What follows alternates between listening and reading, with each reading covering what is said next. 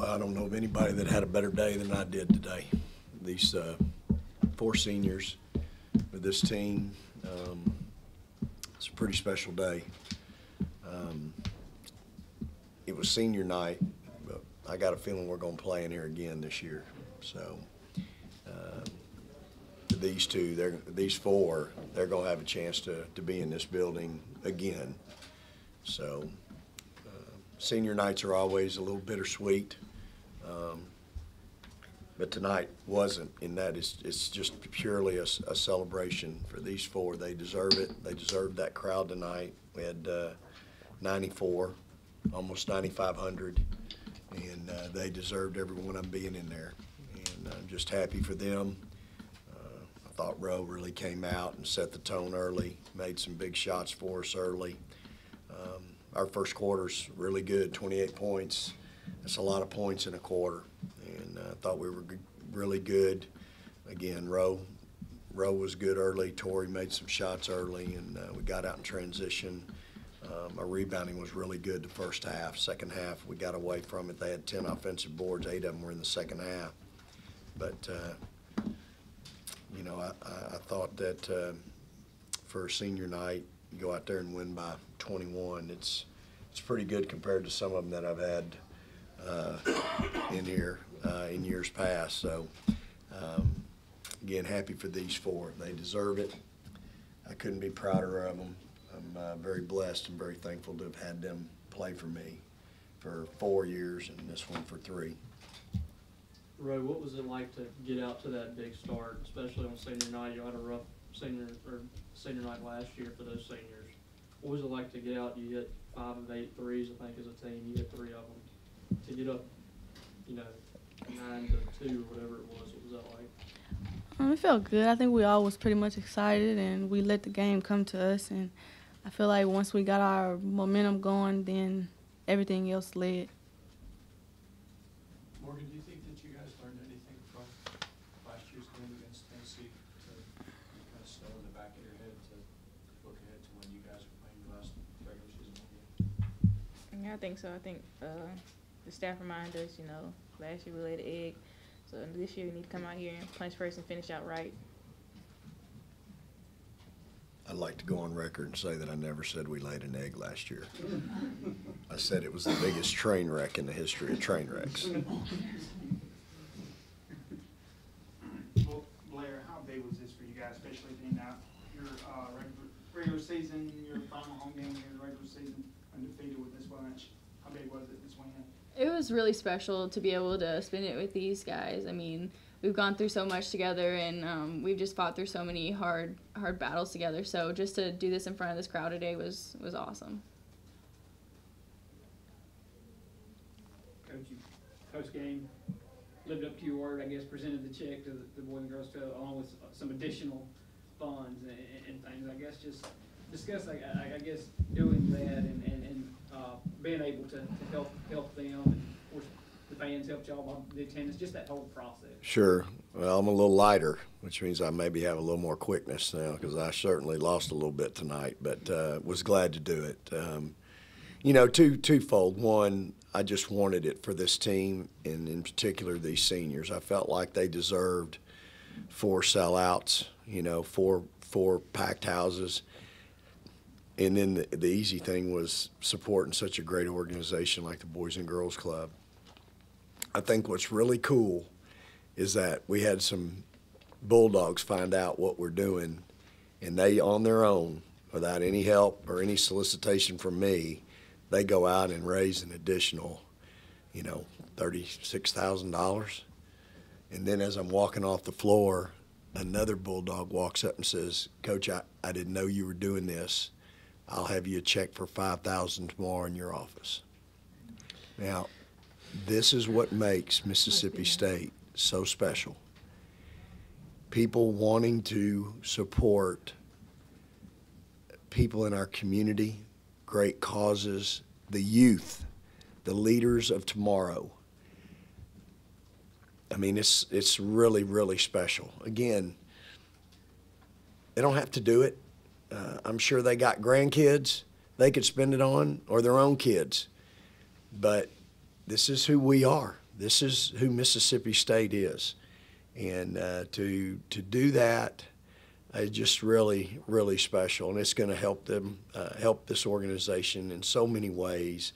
And I couldn't be prouder to have just been a small part of it.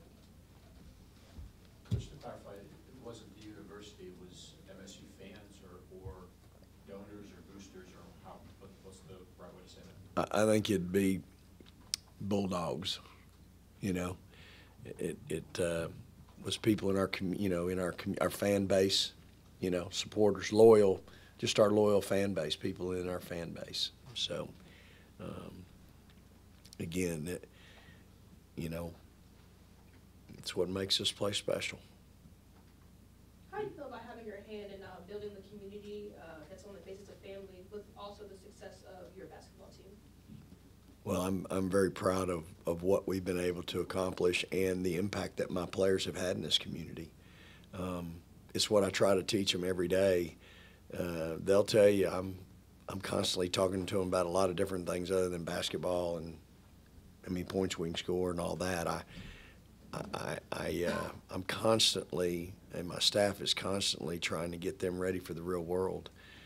But you all see after every game the impact that they have in this community by how many people are out there wanting to get something signed, an autograph, a picture taken. And trust me, most of those people already have one, but they want another one and another one.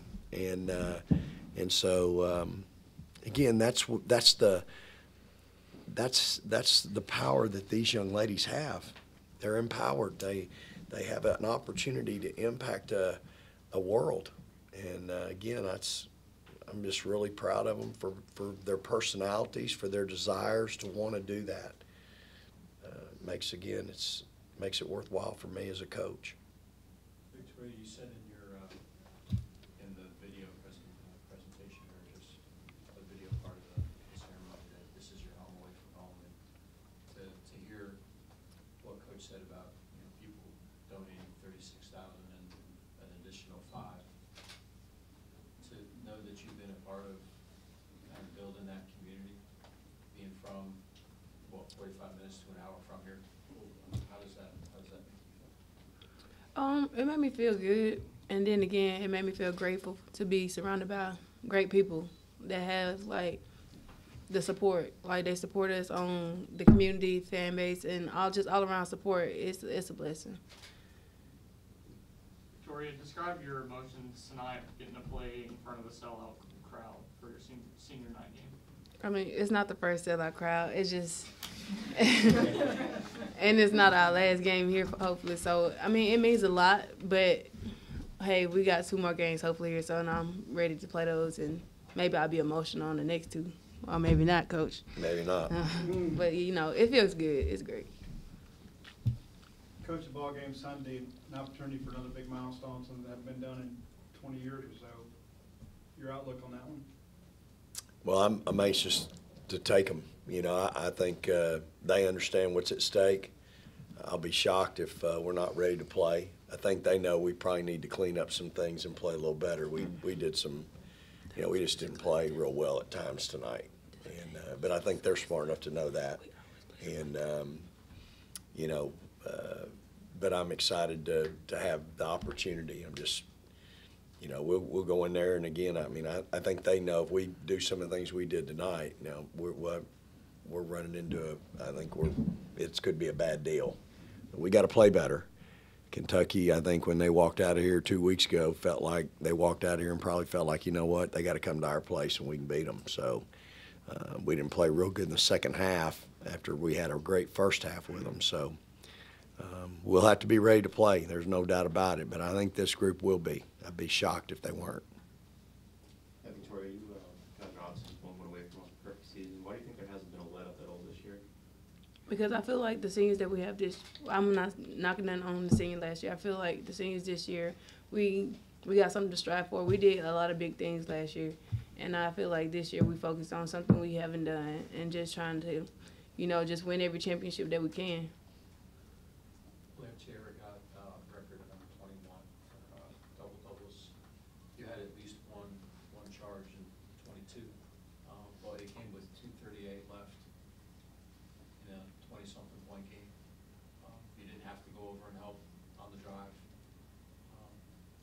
What's going through your head, and what does that say about the seniors and this team that in that kind of a ball game at that juncture with that little time left, you're still making it? One, I think it's habit. We do a lot of drill work, and when you do stuff like that every day in practice, it's just instinct. But also, I feel like this senior class understands that even though we're up 20 whatever points in this game down the line, you know, we might not be. And so 2 minutes left in the game, we're going to have to make that play. So why not make habits now? That way they'll be good for us down the line. Mm-hmm.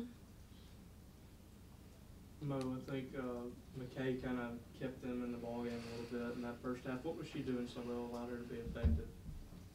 Ball screens. Gotta get through screens. Gotta have good edges. Just gotta contest shots. She was pushing transition, getting to the rack, so just gotta stay in front, guard the ball.